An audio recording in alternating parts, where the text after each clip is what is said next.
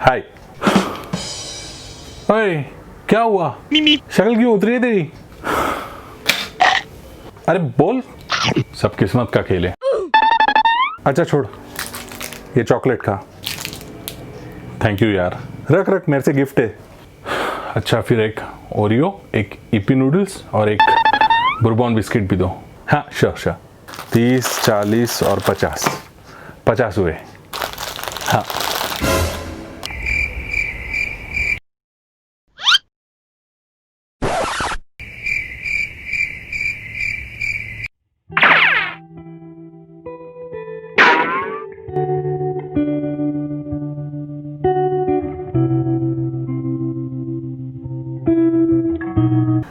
एक बहुत ही popular TikTok star है, कल उसने सुसाइड कर लिया। उसकी उम्र कितनी थी?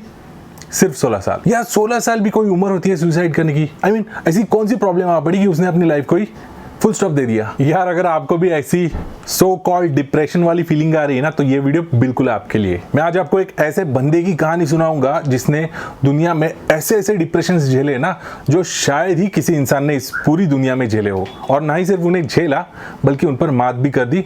आज वो दुनिया का सबसे सक्सेसफुल बंदा है। तो ये वीडियो बड़ी इंटरेस्टिंग होने वाली है, इसलिए वीडियो को एंड तक जरूर देखिए। साउथ अफ्रीका के एक छोटे से शहर में एक बच्चे ने जन्म लिया। उसके डैड थे एक पायलट और उसकी माँ थी एक मॉडल। बचपन से शायद उसको कम सुनाई दे रहा था, ऐसा उसके मॉम डैड को लग रहा था। इसलिए उन्होंने उसे प्रॉपर ENT सर्जन के पास लेकर गए, उसके कान का चेकअप कराया और उसके कान का ऑपरेशन भी करा दिया।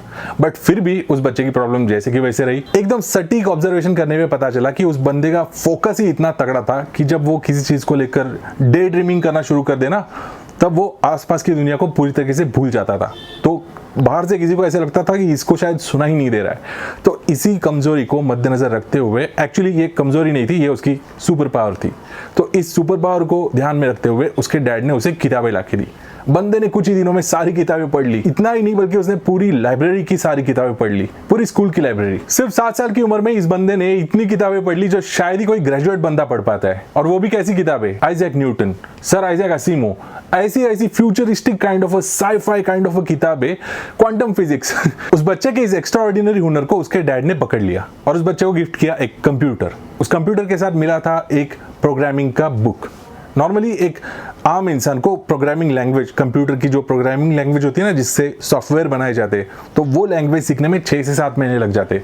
उस बच्चे ने 3 दिन 3 रात लगातार पढ़ के वो किताब चट कर ली। और उसका ये सिलसिला यहाँ पे खत्म नहीं हुआ। 12 साल की उम्र तक उसने इतनी प्रोग्रामिंग डीपली सीख ली थी कि अपना खुद का HTML बेस्ड ब्लास्टर नाम से एक कंप्यूटर गेम भी उस बच्चे ने डिजाइन किया। आप समझ सकते हो, उस वक्त ना इंटरनेट था, ना ही टेक्निकल एजुकेशन उतनी मात्रा में डेवलप थी, अपने हाथ में सेलफोन्स भी नहीं थे। सिर्फ किताबें पढ़ पढ़कर उसने एक कंप्यूटर गेम बनाया और वो एक मल्टीनेशनल सॉफ्टवेयर कंपनी को बेच भी दिया $500 में। 12 साल की उम्र में वो बंदा बिजनेसमैन बन गया। यार बंदे का नाम ही नहीं बताया आपको। उस बंदे का नाम उसके मॉम डैड ने रखा इलॉन मस्क, ये उसका पूरा नाम था। तो 17 साल की उम्र में इस बच्चे ने कॉलेज ज्वाइन कर लिया और BSc फिजिक्स की डिग्री 3 साल में हासिल कर ली।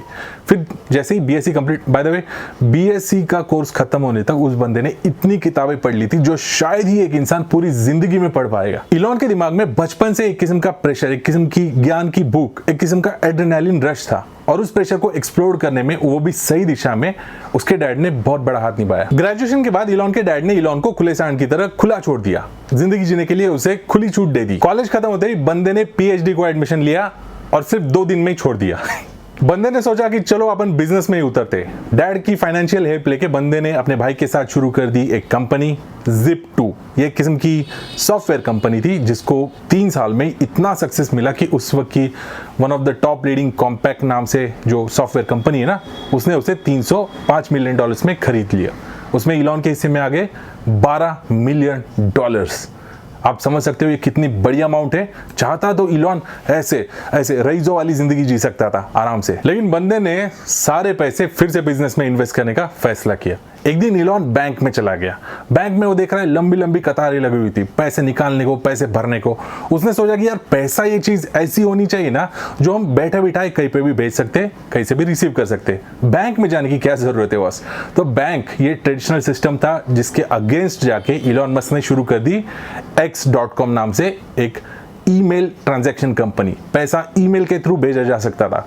इनिशियल फेज में लोगों को थोड़ा कंफर्टेबल नहीं फील हो रहा था, लेकिन आने वाले 4 सालों में कंपनी ने इतना पेस पकड़ लिया ना कि दुनिया की उस वक्त की one of the top leading e commerce company eBay ने इस कंपनी को $1.5 बिलियन की विक्रमी बोली लगाकर परचेस कर लिया। ये उस वक्त की सबसे बड़ी डील थी दुनिया की, और X.com बन गई पेपैल। इलॉन मस्क की शादी हुई थी, उस बंदे को भेजा गया हनीमून, और जैसे ही बंदा हनीमून से रिटर्न आ जाता है ना, तो वो देखता है कि अपने को बोर्ड ऑफ डायरेक्टर की टीम से ही निकाल दिया है।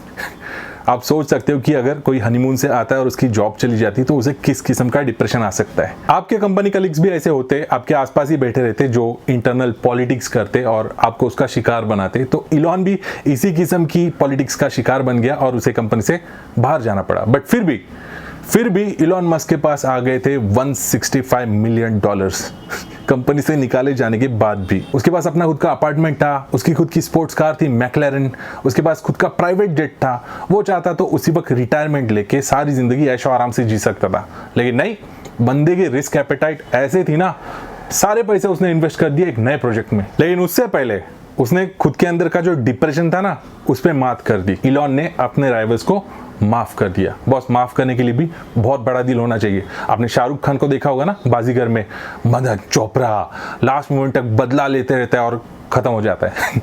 इलॉन मस्क ने इस बदले को अपने ऊपर हावी नहीं होने दिया।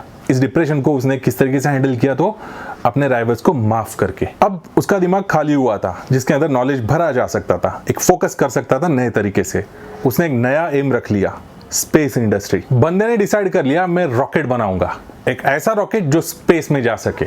और उसके लिए वो बंदा चला गया अलग अलग लोगों के पास, लोगों की राय, knowledge point of view, financial help point of view, लोगों को इकट्ठा करना चाहो, लेकिन लोगों ने उसका मजाक बना के रख दिया। लोग बोले कि यार तू पागल है, एक ऐसा काम जो सरकारी संस्थाएं करती है, नासा को आप देखो, यूएस का या यूरोप का यूनियन चलाता है उसे, इंडिया का इसरो देखो, इंडियन गवर्नमेंट चलाती है, तो जो काम सरकार को करना चाहिए वो तू पागल है क्या, तू अकेले कर रहे हैं, होएगा किधर से। फिर से डिप्रेशन, अपने नजदीकी लोगों ने दिया हुआ फ्री का डिप्रेशन था तो। बट नहीं, बंदा इतना जिद्दी था, इतना क्रेजी था, वो चला गया रशियन स्पेस एजेंसी के पास, और वहां पे डिमांड करने लगा एक रॉकेट की। लेकिन यहाँ पे उसको सच में धक्का लग गया। एक रॉकेट की कीमत थी $8 million non negotiable US, non negotiable. थोड़े भी पैसे कम नहीं हो रहे थे। बंदा फिर से थोड़ा सा नाराज हो गया, और इस बार वो चला गया अपने देश यूएस में। नाराज जरूर था, लेकिन आते वक्त वो अपने साथ एक जज्बा लेकर आया, मैं खुद रॉकेट बनाऊंगा, कैसे नहीं बनता मैं देखता हूं। इस बंदे की सबसे बड़ी प्रॉब्लम थी नॉलेज को लेकर ये भूखा था, और इसके पास रॉकेट कैसे बनाना है इस बात का नॉलेज नहीं था।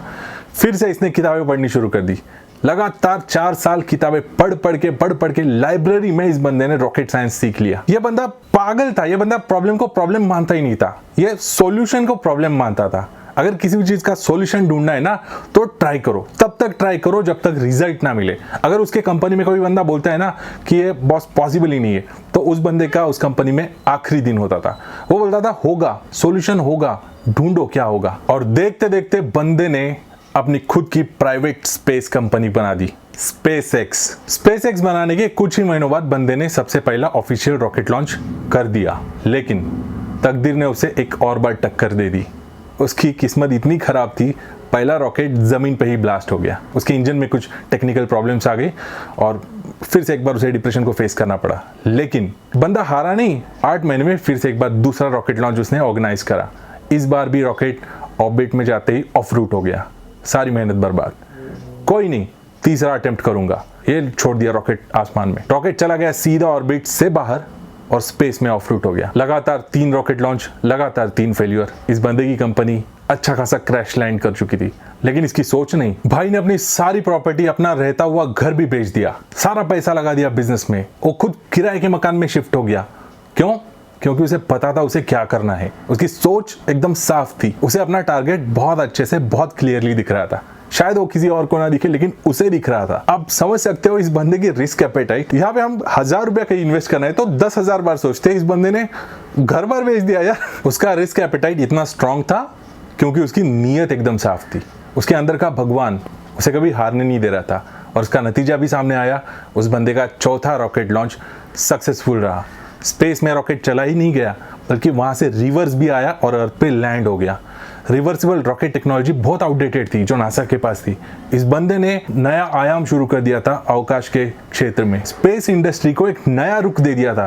पूरी दुनिया अचंभित थी इस बंदे से, बॉस इम्पॉसिबल को पॉसिबल कर दिया था इसने। और सिर्फ ये एक ही काम नहीं है, इसने और भी प्रोजेक्ट्स पे हाथ डाला था, जैसे कि टेस्ला, सस्टेनेबल एनर्जी पे, इलेक्ट्रिक कार्स, जो और एक सोलर सिटी करके एक प्रोजेक्ट था, सोलर एनर्जी को किस तरीके से हम कंज्यूम कर सके, जो फ्यूचर है, जो टाइम की नीड है, जो अर्थ की नीड है। ये बंदा पूरी दुनिया को लेकर सोचता था, इंसानियत को लेकर सोचता था। सदी में सिर्फ ऐसा एक ही बंदा पैदा होता है, आयरन मैन के जैसा। इसे रियल लाइफ आयरन मैन भी बोला जाता है। यार हमसे यहाँ एक बिजनेस नहीं संभलता, एक यूट्यूब चैनल नहीं समझता। यह बंदा 8 ऐसे प्रोजेक्ट संभाल रहा था ना जो अपनी सोच से ही परे थे, जिसका कोई डायरेक्ट कस्टमर था भी नहीं। आपको ये बात शायद आज मजाक लगती रहेगी, इस बंदे का नेक्स्ट टारगेट है मार्स प्लैनेट। इस बंदे को एक टीम लेके जानी है मार्स पे, उसे वहीं पे सेटल होना है पूरी टीम के साथ, और वहीं पे उसे मरना है। ये उसका सपना है और इसमें कोई दो राय नहीं, ये बंदा इस टारगेट को भी अचीव कर ही लेगा। एक नंबर का पैरानॉइड इंसान, सदी में सिर्फ एक ही बार ऐसा इंसान पैदा होता है जो दुनिया के लिए जीता है। ये अपने ब्रेन में एक माइक्रोस्कोपिक चिप, एक माइक्रो प्रोसेसर फिट करना चाह रहा है, जिससे कोई भी इंसान किसी भी किस्म के पागलपन से दूर रहेगा हमेशा हमेशा के लिए, अपनी बॉडी को अपने आप ठीक कर पाएगा। ऐसे किस्म की विजन, यार मजाक है। अगर आप मुझे पूछो तो इलॉन मस्क अपने आप में एक आर्ट ऑफ फेलिंग सक्सेसफुली का बेस्ट एग्जाम्पल है। 10 बार फेल हुआ, 10 बार सक्सेसफुल हुआ, 20 बार वापस फेल हुआ, 40 बार सक्सेस हासिल कर लिया। फोर्ब्स की लिस्ट में इस बंदे का 20वां नंबर है दुनिया के सबसे अमीर बंदों में। $50 बिलियन की इसकी प्रॉपर्टी है बॉस। आज अगर वो रुपीस में कन्वर्ट करके देखे तो कुछ 3,75,000 करोड़ रुपए के आसपास ये अमाउंट है। अपनी इंडियन गवर्नमेंट रिजर्व बैंक के पास 1.5 लाख करोड़ का तो लोन मांगती है। देखो मैं आपको झूठी उम्मीद तो नहीं देने वाला कि आप भी इलॉन मस्क बन सकते हो, नहीं। इलॉन मस्क ये कुदरती करिश्मा है। सदी में जैसे कि मैंने कहा था, एक ही ऐसा बंदा है जो गॉड की लेवल का बन सकता है। आप नहीं बन सकते, मैं भी नहीं बन सकता, लेकिन हम ट्राई तो कर सकते हैं कुछ करने की, राइट।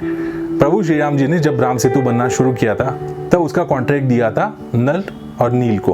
क्यों? क्योंकि वो उस वक्त के सबसे बेस्ट इंजीनियर्स थे।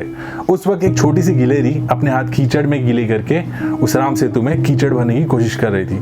लोग बोल रहे थे क्या कर रही है, पागल है क्या तू, इससे कुछ होने वाला भी है। लेकिन नहीं, प्रभु श्री राम जी ने उस गिलेरी की ताकत को भांप लिया, उसके अंदर की जो भक्ति थी ना उसको भांप लिया और उसको आशीर्वाद दे दिए, उस गिलेरी के जिंदगी का कल्याण कर दिया। बस हमें भी यही करना है। जब भी लाइफ में हमें भी डिप्रेशन महसूस होता है तब बस फोकस करने की कोशिश करनी है अपने काम पे।